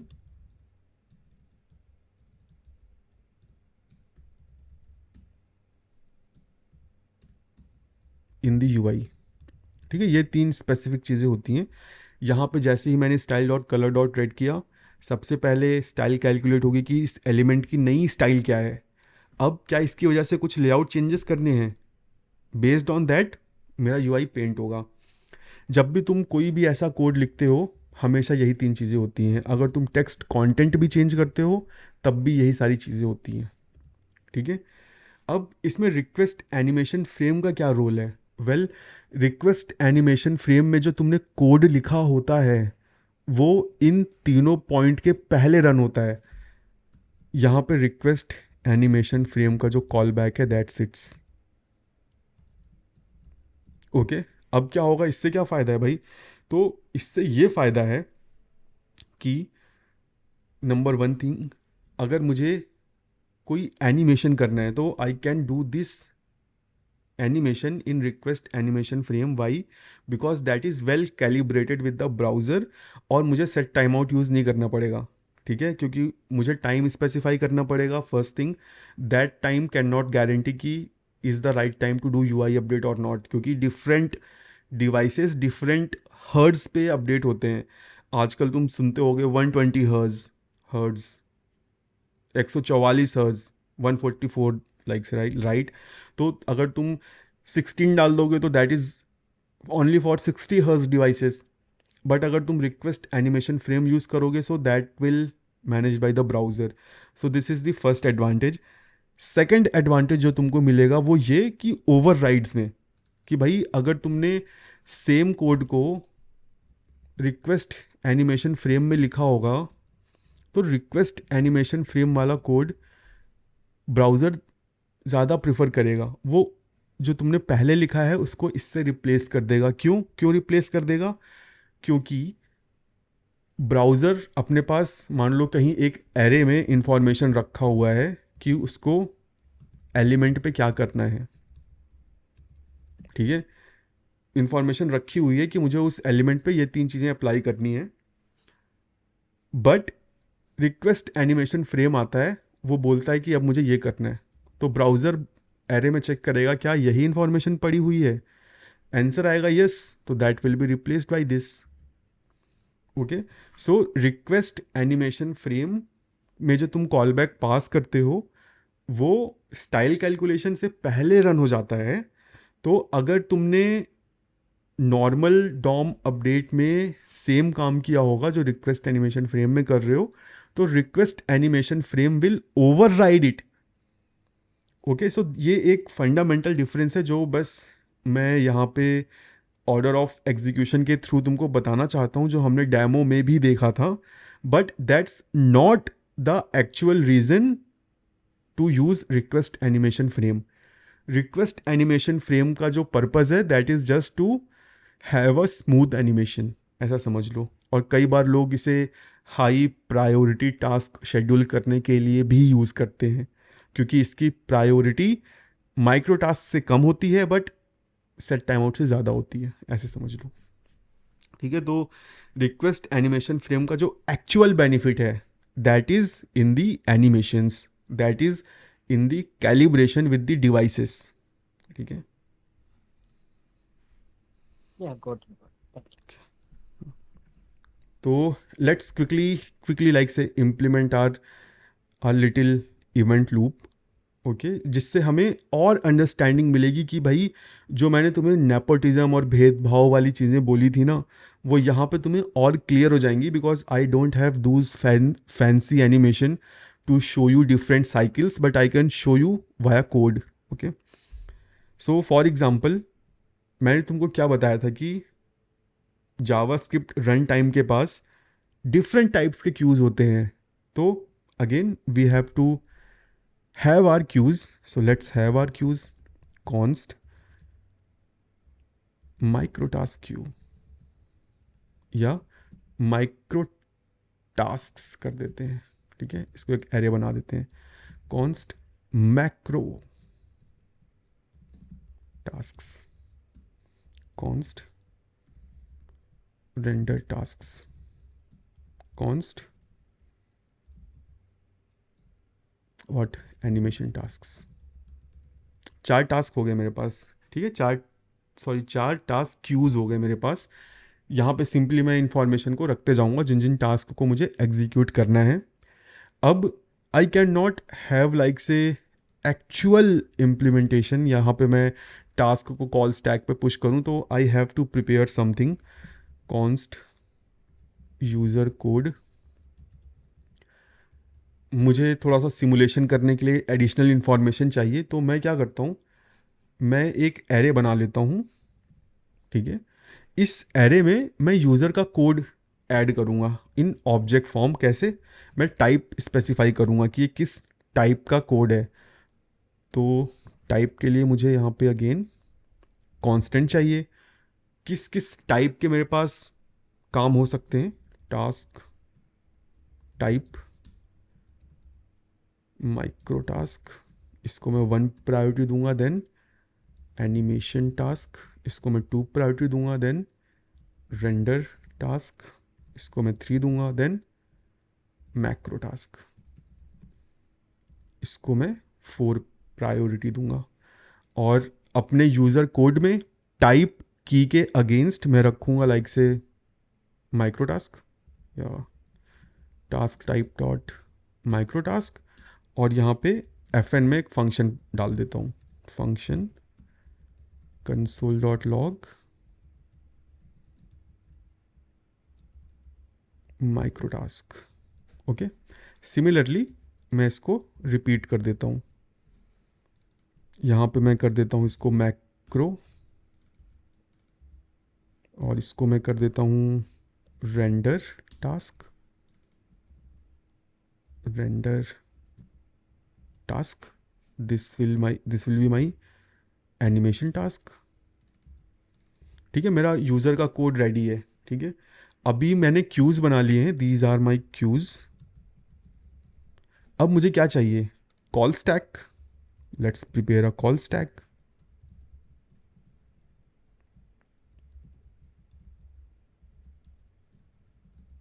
call stack.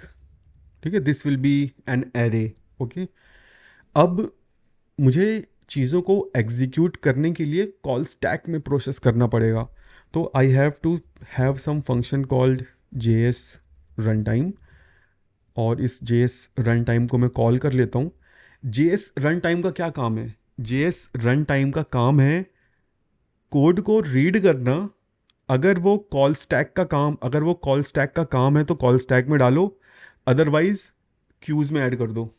तो it's very simple. What I will do, user code dot for each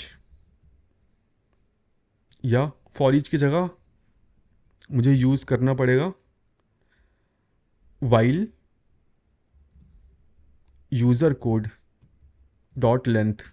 जब तक यूज़र कोड में डेटा है तब तक क्या करो, const user code info equal to user code dot pop, एक एक करके निकालते रहो। ठीक है, इससे एरे की लेंथ भी कम होती रहेगी। अब मैं क्या करूँगा, चेक करूँगा इफ़ यूज़र इन्फो जो कोड आया है उसमें जो टाइप है, इज दिस टाइप, कैसा टाइप, कॉल स्टैक में जाने वाला कोड। बट ऐसा टाइप तो मैंने बनाया ही नहीं है, मैंने तो बस 4 ही टाइप बनाए हैं। So I have to now prepare a another type. Let me call it synchronous, इसकी वैल्यू होगी 0 and let me add it somewhere in the middle, synchronous task। Okay, तो अगेन मेरे ये टास्क टाइप्स रेडी हैं। Let's go to our JS run time. तो अब यहाँ पे अगेन मैं सिंपली चेक कर लूँगा if user code info dot type equal to what, task type dot synchronous. अगर ये सिंक्रोनस है तो क्या करो, प्रोसेस कॉल स्टैक या call stack dot push user code info and then what. जैसे ही कॉल स्टैक में काम गया मुझे उसको प्रोसेस करना पड़ेगा। I have to create a function. Okay, I have to create a function process call stack. अब यहाँ पे क्या चीज़ें करनी पड़ेंगी, मुझे कॉल स्टैक को पूरा इटरेट करना पड़ेगा, चेक करना पड़ेगा कि भाई मेरे कॉल स्टैक में अगर चीज़ें हैं तो फर्स्ट रन दोज थिंग्स। तो that is again very simple, while कब तक, call stack dot length const task equal to call stack dot pop. Okay, एक एक जो भी टॉप पे होगा मैं निकालते जाऊंगा and what, task dot FN, simply मैं एग्जीक्यूट मार दूंगा, that's it. And process. Okay, her iteration में यही होगा, यूज़र कोड को मैं प्रोसेस करूंगा।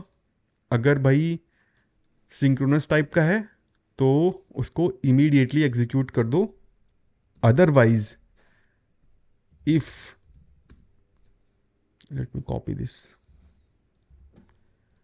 अब देखो यहाँ पे चेक्स कैसे अंदर लगे होंगे। अगर वो माइक्रो टास्क है तो micro task dot push user code info, micro task दिखेगा, वेब API संभालेंगे उनको। अगर ये रेंडर टास्क है तो भाई इसको रेंडर में डालो।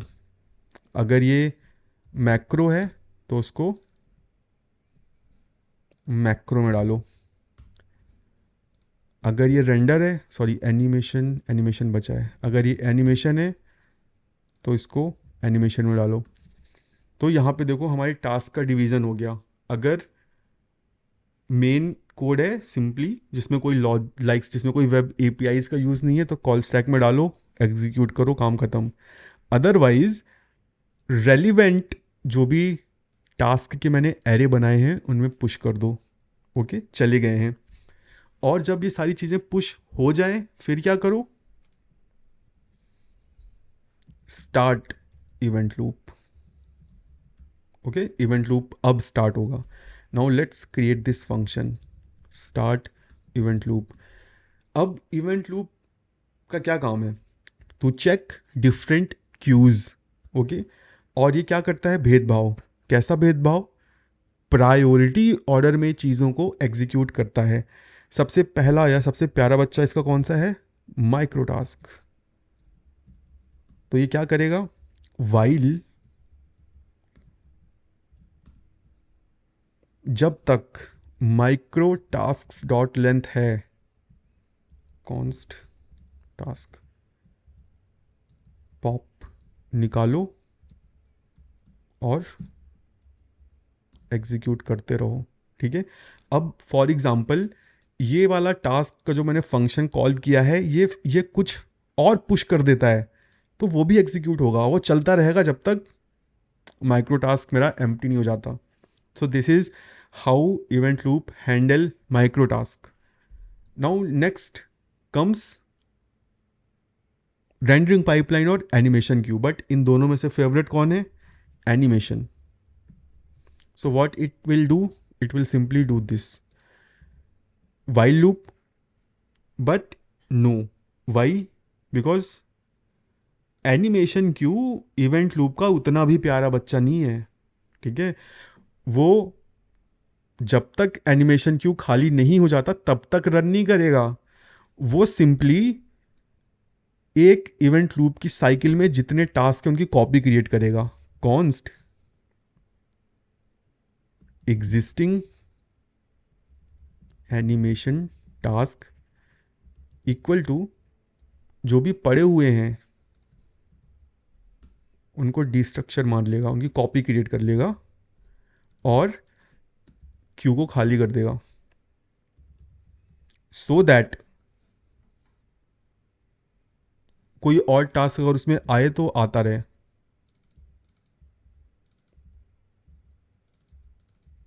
ठीक है। क्योंकि वो फिर अगली इवेंट लूप की साइकिल में कॉल होगा, वो अभी कॉल नहीं होगा। सो यहाँ पे वाइल लूप डायरेक्टली नहीं चलेगा, पहले जो एग्जिस्टिंग टास्क हैं उनकी कॉपी बनेगी और फिर जो कॉपी बनी है उस पर लूप चलेगा और वो सारे टास्क तुम्हारे एक एक करके एग्जीक्यूट हो जाएंगे। एंड सेम काम होगा तुम्हारा रेंडरिंग पाइपलाइन में।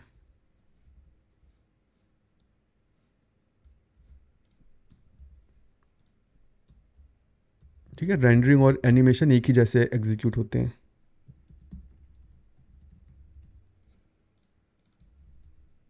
रेंडर टास्क को खाली कर दो, एग्जीक्यूट कर दो। ओके, अब यहाँ पे आता है इनका सबसे सबसे बुरा बच्चा, macro task.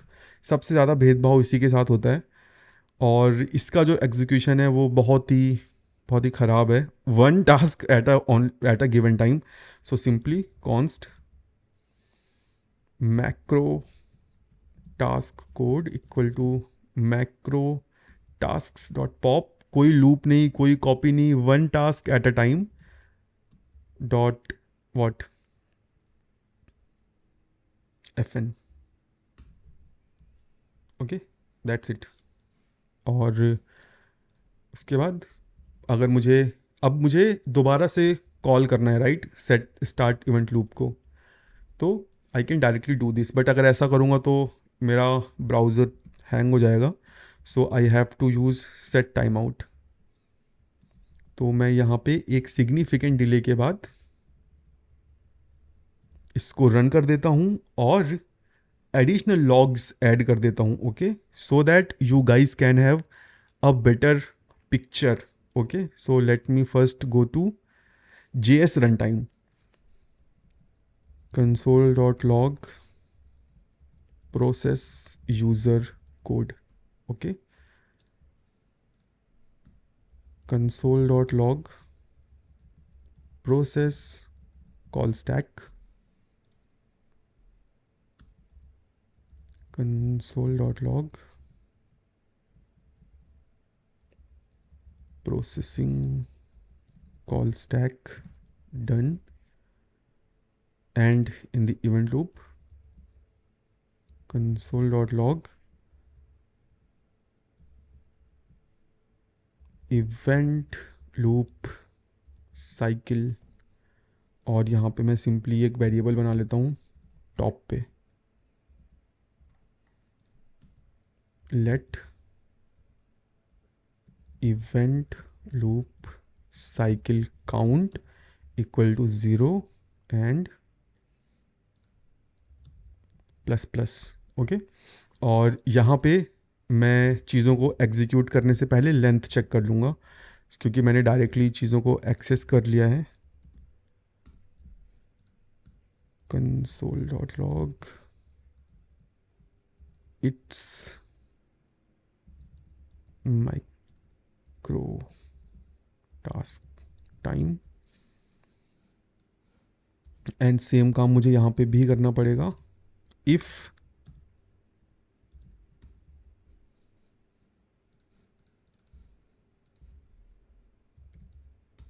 Okay, and same काम मुझे यहाँ पर भी करना पड़ेगा. Just few more minutes guys, length, and ये काम मुझे यहाँ पर भी करना पड़ेगा. इफ मैक्रोटास्क. ओके, अब यहाँ पर मैंने एक चीज़ मिस कर दी है. क्या चीज़ मिस की है? This is not how animation queues and rendering queues work. I cannot directly run them.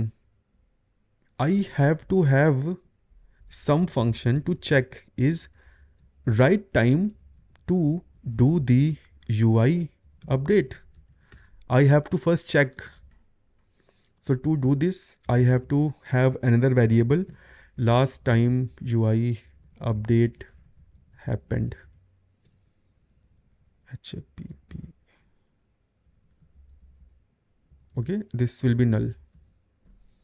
And now what I have to do, rendering animation queue को कट करना है, if में डालना है, else में मुझे लिखना है console.log it's not time to do the UI update.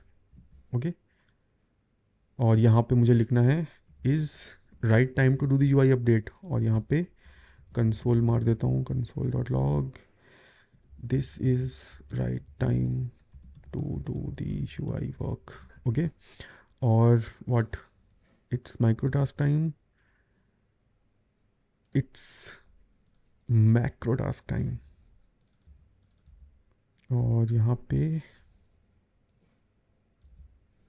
it's rendering time, it's animation task time.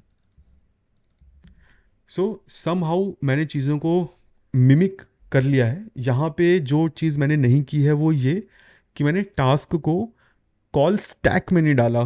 ठीक है, आइडियली तो मुझे कॉल स्टैक में डालना चाहिए और फिर प्रोसेस कॉल स्टैक को कॉल करना चाहिए, but that's not my responsibility for today. यहाँ से तुम्हें अंडरस्टैंडिंग लग जाएगी कैसे चीज़ें चल रही हैं. You can have it from your own. मैं पुल रिक्वेस्ट वगैरह मर्ज करने की परमिशन कुछ लोगों को दे दूंगा तुम में से ही, तो you can collaborate between you guys. Okay, अब मुझे इस फंक्शन को कंप्लीट करना है, so that is very easy. I have to have some time जो मैं फिक्स करना चाहूँ, तो मैं यहाँ पे 16 मिली सेकेंड कर लेता हूँ. सो मैं सिंपली चेक करूँगा इफ़ अगर जो लास्ट टाइम है अगर वो एग्जिस्ट करता है. ठीक है, सबसे पहले तो मैं अगर एग्जिस्ट नहीं करता वो मैनेज कर लेता हूँ. तो यहाँ पे सिंपली मैं सबसे पहले सेट कर दूंगा न्यू डेट. ठीक है, और यहाँ पे मैं कर दूंगा रिटर्न ट्रू. ठीक है, कि हाँ भाई रेंडरिंग करनी है. अगर लास्ट टाइम एग्जिस्ट करता है दैट मीन्स एक बार रन हो चुका है. अब मैं चेक करूँगा यहाँ पे if last time UI happened, किससे कंपेयर करूँगा, नाउ से. अभी क्या टाइम हुआ है, न्यू डेट. अगर नाउ माइनस ये मुझे मिली सेकेंड में वैल्यू देगा, मैं इसे 14 कर देता हूँ. लेस देन या कितना करें, ग्रेटर देन इक्वल टू 12 कर देते हैं. अगर 12 ms से ज़्यादा है, 12 ms. ठीक है, अगर पिछला एग्जीक्यूशन 12 मिली सेकेंड पहले हो चुका है तभी तुम रिटर्न करो ट्रू, अदरवाइज रिटर्न कर दो false. That's it. See, process user code, process call stack, synchronous processing call stack done, event loop cycle 0, it's micro task टाइम, माइक्रो टास्क चला, this is right time to do UI update, it's animation time, animation, it's animation task, render task, और फिर ये cycle जो है मेरी चलती रह रही है. ठीक है, this happened so quickly I can not visualize it. So again we can also solve this problem let's add some delay. अब डिले कैसे ऐड करूँगा? Like again it's very simple, while loop चला दूंगा मैं. ठीक है, नाउ यू कैन सी कि हाँ भाई डिले हो रहा है, और ये डिले मैं हर जगह डाल देता हूँ. ठीक है, इवेंट लूप में हम आए और स्टार्ट इवेंट लूप किया. Let's add a delay here and let's add a delay here and here. Process the code, process call stack, synchronous processing call stack done, event loop cycle 0 में देखो क्या हुआ, micro task सारे run हुए, animation Q, macro task, और फिर चीज़ें चली. अभी मैं थोड़ा सा चीज़ों को बदल देता हूँ, ऑर्डर बदल देता हूँ. मैं क्या करता हूँ, ये जो मेरा माइक्रो टास्क वाला फंक्शन है ना, जब ये एग्जीक्यूट होगा तो मैं यहाँ पे क्या करता हूँ ना, ये जो सेम टास्क है इसको मैं माइक्रो टास्क में पुश कर देता हूँ. तो अब तुम देखोगे कि यही चलता रहेगा.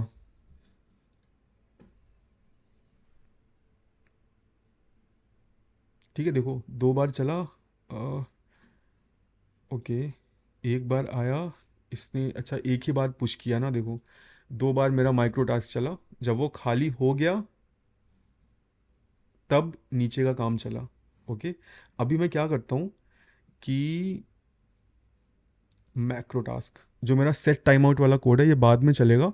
तो इसमें मैं क्या करता हूँ, एक रेंडर टास्क पुश कर देता हूँ. Render task push.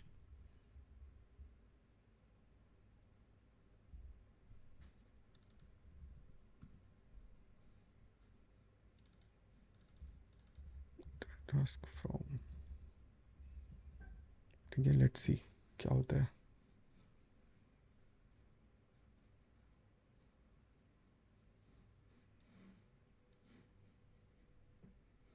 ठीक है, इस टाइम को मैं थोड़ा और बढ़ा देता हूँ.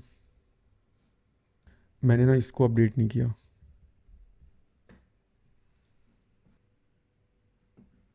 This is right time to the you I work. Okay, so let's see कि यहाँ पे क्या वैल्यू आ रही है. 3933. ठीक है, 3 सेकेंड. ओके, डिले मैंने ज़्यादा ऐड कर दिया है तो इससे मैं कर देता हूँ 5.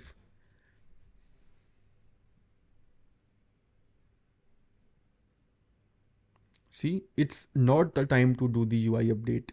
ओके, अब जब इवेंट लूप की नेक्स्ट साइकिल चलेगी तब उसमें मेरा यू आई अपडेट होगा. सी, अभी भी it's not the time to do the you I update. Okay, ठीक है. Basically this is just to have an understanding की चीज़ें कैसे चल रही हैं.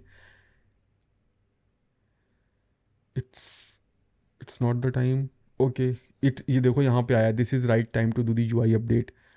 सो this is how browsers implement the event loop. यहाँ पे जो तुम्हें चीज़ समझनी है वो ये कि हाउ दिस फंक्शन रन्स.